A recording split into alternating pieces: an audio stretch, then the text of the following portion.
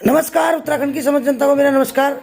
जैसे कि मैंने कल चुनाव के दिन में देखा कि तमाम सारे बूथों पर बूथ कैप्चरिंग हुई और वोट नहीं डालने दिया, स्लो वोटिंग हुई और 5-5 घंटे लोग लाइन में लगे थे। दुर्भाग्य की बात है, एक आदमी को 4 मिनट लग रहे हैं। आप सोचिए कि 1 घंटे में कितने लोग वोट दे पाएंगे। और इस तरीके से स्लो वोटिंग करके शाम को जब भीड़ हुई, संविधान में भी कहा गया कि अगर कोई लाइन में लग गया है तो उसको वोट देने दिया जाएगा। और इन्होंने डीएम और एसएसपी और जितने अधिकारी हैं और सब लोगों ने मिलकर जो कृत्य किया कल, बहुत ही दर्दनाक, शर्मनाक, बहुत ही दुर्भाग्यपूर्ण है। और साथ में भाजपा को कह देना चाहती हूँ, ये मायावती वाला राज, मुलायम वाला राज अति हो गई है।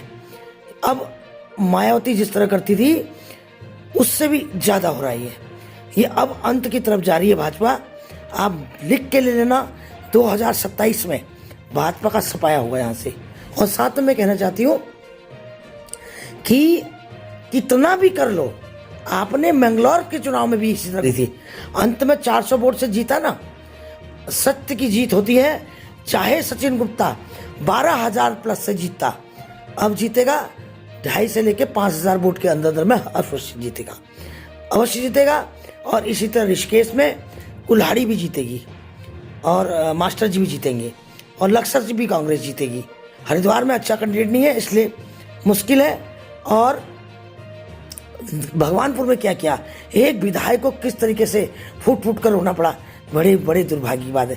चाहे नजर लग गई इस उत्तराखंड को, किसका श्राप लग गया इस उत्तराखंड को, जिस देवभूमि में चितेगोलजू जैसे, कोटगाड़ी जैसी देवी और बद्री बाबा केदार भगवान हमारे यहाँ हैं, और तुमको इस तरह का कृत्य करते हुए शर्म नहीं आती है? भगवान से भी नहीं डरते, भगवान से भी नहीं डरते। अरे भगवान से डरो, भगवान की लाठी में आवाज नहीं आती है। जिस तरीके से लोगों के सारे उत्तराखंडियों के वोट काट दिए, सारे उत्तराखंडियों के, सारे बाहर के लोग बसा दिए। कुछ तो वोट काट दी छाट कर, जो लोकसभा में वोट थी, कैसे 6 महीने के अंदर आपने वोटें काटी हैं। और उसके बाद पहले तो वोटें काट दी हर विधानसभा में, 5-5, 10-10 हजार वोट काट दिए विधानसभा में।